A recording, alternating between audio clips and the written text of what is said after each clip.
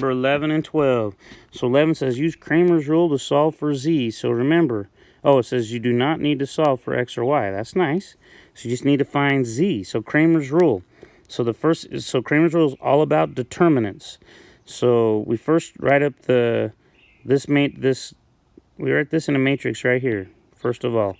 So that's going to give us 2, 1, negative 5, 1, 3, 1, 1, 6, 1. This is what we call matrix A. Now to find the determinant of A, okay, I take these first two rows, these first two columns, and I repeat them on a 3 by 3. So on a 3 by 3, you repeat them. On a 2 by 2, remember you cross multiply, subtract, and then you mix up your matrix, switch places with A and D, negate B and C, and then multiply by that. Well, actually, no, you just find the determinant. Sorry, determinant is where you multiply. I was finding the inverse. So the determinant is where you actually, on a 2 by 2, remember you just multiply, you just cross multiply here. So like if it was 2, 4, 5, 6 type of deal, you would just take 2 times 6, and then you subtract 5 times 4. So 12 minus 20, which would be negative 8. That would be your determinant of a 2 by 2.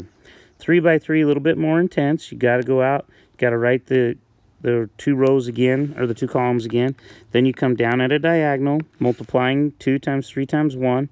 So that's going to be 6, plus, come down at a diagonal, 1 times 1 times 1, 1, plus, come down at a diagonal, negative 5 times 1 times 6, negative 30. Then you're going to go and you're going to subtract as you go up. So in other words, we're going to go up, but we're going to subtract that. 1 times 3 times negative 5, negative 15. So it's actually going to become a plus 15. Minus 6 times 1 times 2, which is 12. Minus 1 times 1 times 1, which is 1. Okay, so 6 plus 1 is 7. 7 minus 30 is negative 27. Sorry. 6 plus 1 is 7. 7 minus 30 is negative 23. Don't know what I was thinking there for a minute. Negative 23. Plus 15. So negative 23 plus 15 will be negative 8. Negative 8 minus 12 is negative 20. Minus 1 is negative 21. So the determinant of A is negative 21. Now, they say they only want us to find Z. So now we just need to find the determinant of A sub Z. So remember now, that means we're going to take this column right here, these set of numbers right here, we're going to put them in place of the Z. Everything that's Z right here, we're going to put this instead. So it's going to look just like this matrix right up here. 2, 1, 1 down that way, 1, 3, 6. But then you're going to put in 3, 0, negative 5. And to find this guy's determinant, we repeat those two columns. And then go to town on multiplying. So come down a diagonal. 2 times 3 times negative 5. It's going to be negative 30. 1 times 0 times 1 is 0. 3 times 1 times 6 is 18. Then we're going to subtract everything as we go up. 1 times 3 times 3 is 9. Subtract negative 6 times 0 times 2 is 0. Subtract negative 5 times 1 times 1 is negative 5. That's going to be a plus 5. So that's going to give me negative 30 plus 18, which is negative 12. Negative 12 minus 9, negative 21. Negative 21 plus 5, negative 16.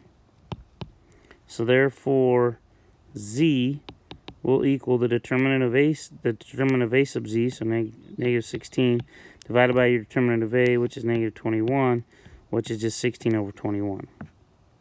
Woohoo! That was crazy and fun, huh?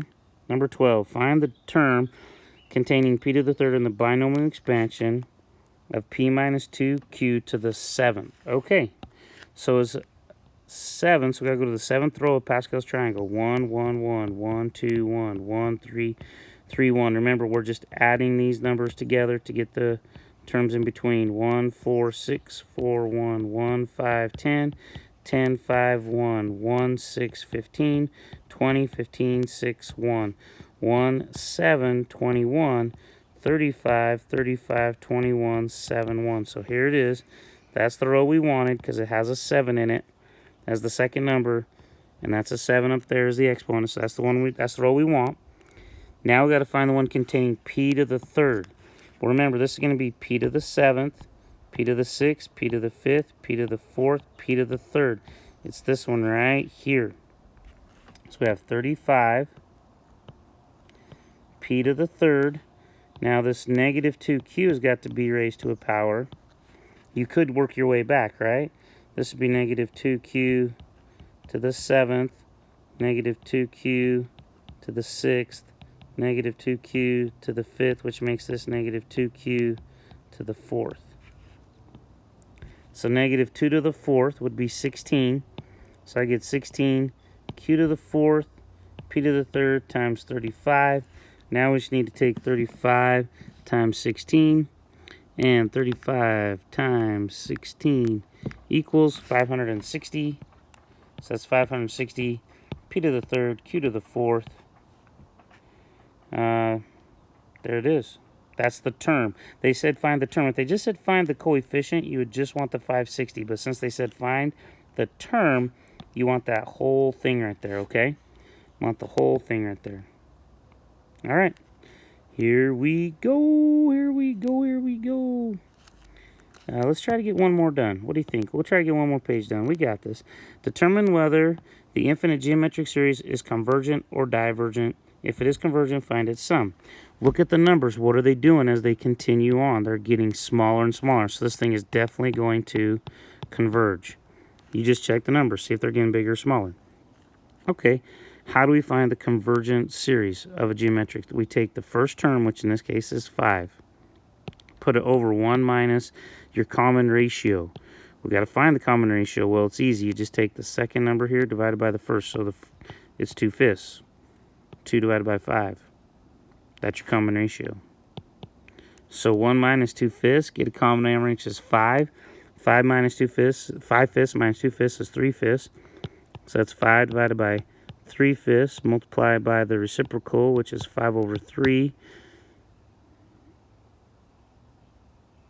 And that's going to give us 25/3. This thing is going to 25/3. You know, I was not seeing that. I thought for sure those 5s were going to go goodbye, and they didn't. Okay, so just make sure you always do your math out. Don't just assume, right? So do the math out. We get 25/3. That's what it's going to. 14, which is like 8 1/3, so 8.333333. Solve the following systems of linear equations using Gauss elimination or Gauss-Jordan elimination. Sure. Okay, so again, we write this up as negative 3, 2, 5, 6, negative 4, negative 11. So remember, Gauss gets this to be a 1, that to be a 1, this to be 0. So I might, to get this to be a 1,